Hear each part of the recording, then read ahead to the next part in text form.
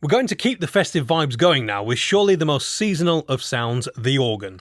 2025 is set to be the Royal College of Organists Play the Organ year. It will be a year of celebration, but also a recruitment drive, looking for more young people to take up the instrument. One way to bring new audiences in, of course, is to diversify the usual programme, which is what happened when heavy metal band Plague of Angels collaborated with organist David Pipe. The sound was not so much Sunday school as School of Rock.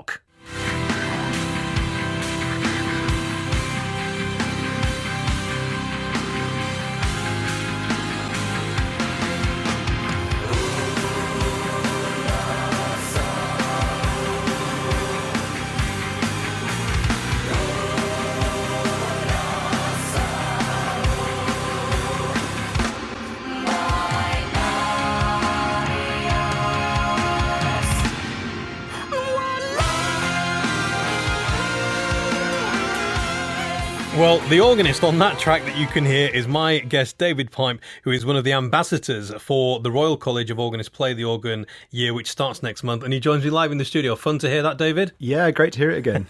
I'm also joined down the line by Claire M. Singer, founder of the Organ Reframed Festival, and both are here to discuss the current health of the organ. Your music sounds a little bit different to that, doesn't it, Claire? A little bit, yeah. So, David, why do we need a Play the Organ year? Well, it's such a fascinating instrument to play the organ. It sounds great. It looks great. The repertoire is huge. It's hundreds of years old. And we really, the Royal College of Organists, want people to have a chance not just to hear it, but to get a chance to play it, even if they've never played before, no instrument at all. We just want them to enjoy it because it's such an amazing instrument to play. Is there a need for a Play the Organ year? Are you in trouble? I wouldn't say we're in trouble, but there are some amazing young organists coming through. Shortly, King's College, Cambridge will have its 9 lessons and carols, and the young organists playing for that sort of thing are as good as ever. Mm-hmm. But I think we're aware that fewer people than before have a chance to play the organ. There are fewer organs in schools. Churches, congregations are reducing. Some churches are closing. Sadly. And that's where most people come across the organ. I think so still, yeah. The gig you just heard was done in a town hall, Huddersfield. In Huddersfield, yeah. It was. But not that many people would go to hear an organ in a town hall compared with the church. So, but when you look at so it sounds like there is an issue, but when you look at the range of organisations that have the organ at the heart of what they do, big breath. The Royal College of Organists, the Incorporated Association of Organists, the Royal School of Church Music, the Society of Women Organists, the British Institute of Organ Studies, the Institute of British Organ Building. It's starting to seem like a Terry Pratchett list here. You'd think that the community of organists in the UK would be in rude health, but is that not the case? The list you quoted is quite a wide range. There's professionals there, such as what I do. You've got very keen amateurs, people who might not be able to play, but enjoy listening to an organ and going to concerts. I think we're all working towards the same thing, but we've all got slightly different ways of doing it. The Royal College of Organists is promoting playing through exams, for example. And Claire, do you think that there's a problem perhaps with perceptions of the organ? I came to the organ not as an organist. I'm a composer that was commissioned to write an organ piece and was writing at that point in the studio, kind of more electronic music. And when I was commissioned to write an organ piece, I was like, I think you might have the wrong composer for the job. Right. And then the organist, Roger Williams in Aberdeen, he was like, come and have a session and just see what you think. And then my mind was blown because you're talking about an instrument that is actually the world's first synthesizer. Right. And you can incorporate the organ into many different genres of music, as you've just heard. And so from that point on, I was like basically driven to try and spread the word that this instrument is so versatile and that it can be used in so many different ways that we need to just get people playing and realize and composing as well and spending time with the instrument, which is hard.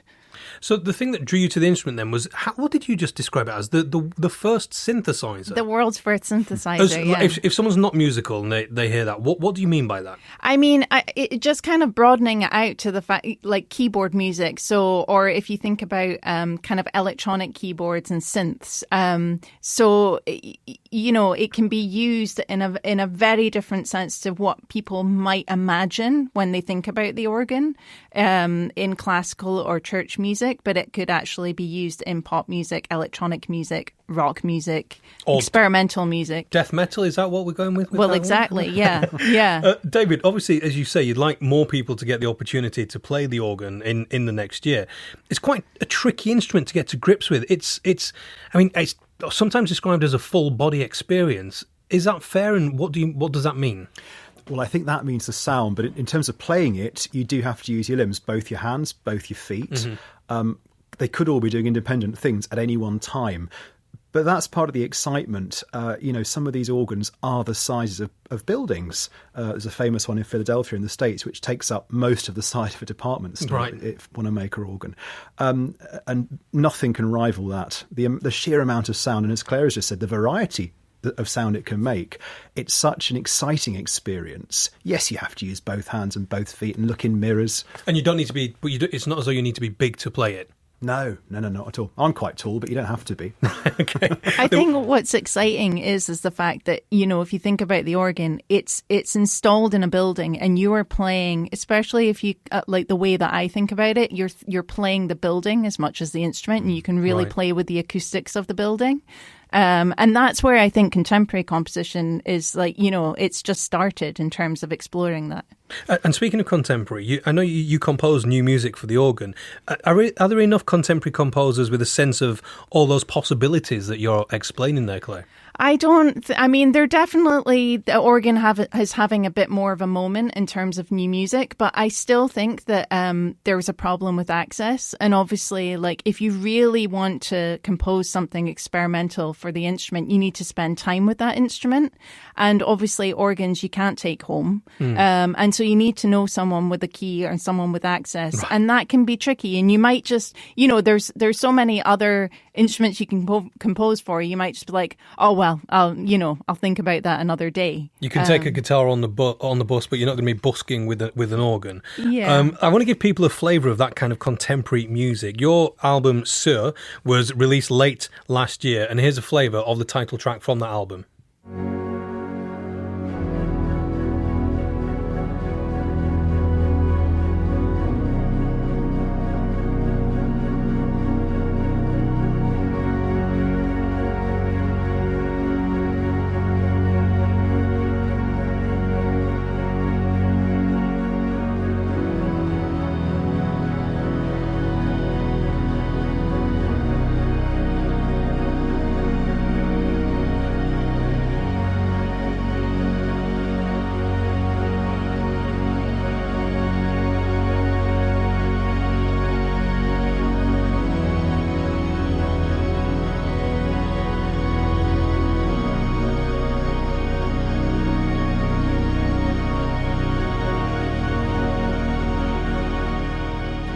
Now, you can't possibly do justice to how that feels to be listening to that in less than a minute, so I would recommend people listen to it. Sir is spelled S-A-O-R, right, Claire? Yeah. Now, David, that clip that we heard from you with the heavy metal band Plague of Angels, what was it like partnering with a heavy metal band? Oh, it was great fun. I'm a lifelong Queen fan. I love Bach and Queen.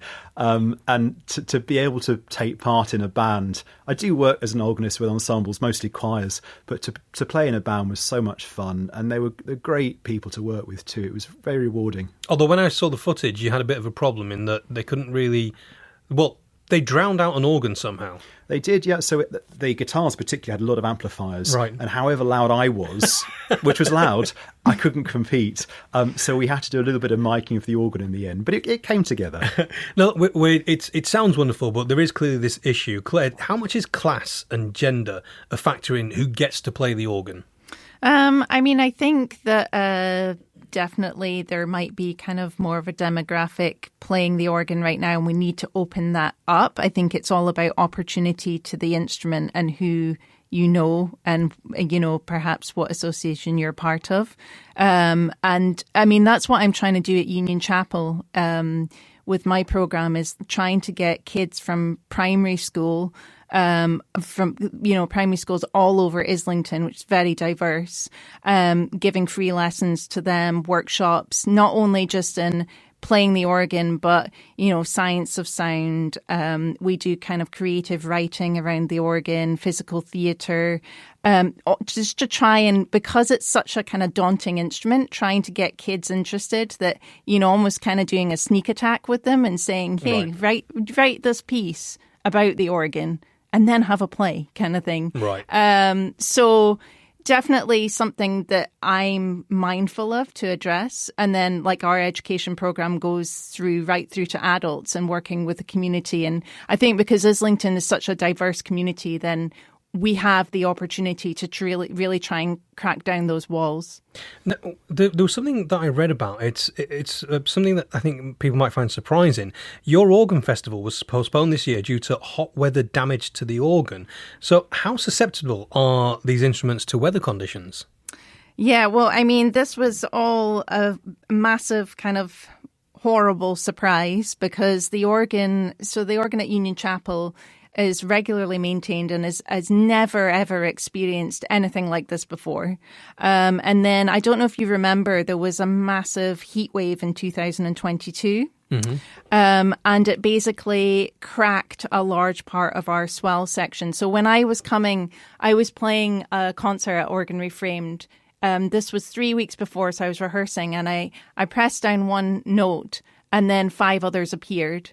And it was quite a worrying... You can't see us, but I have to say David's eyebrows were raised at that.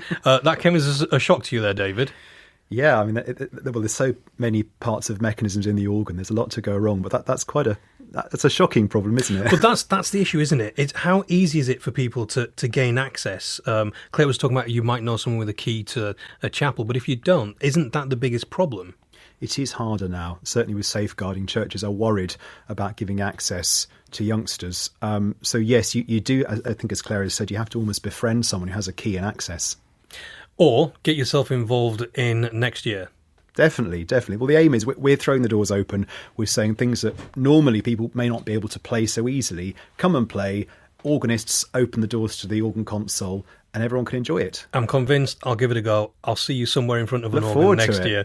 Thank you very much, Claire M. Singer and David Pipe. And the Royal College of Organists Play the Organ Year begins next month.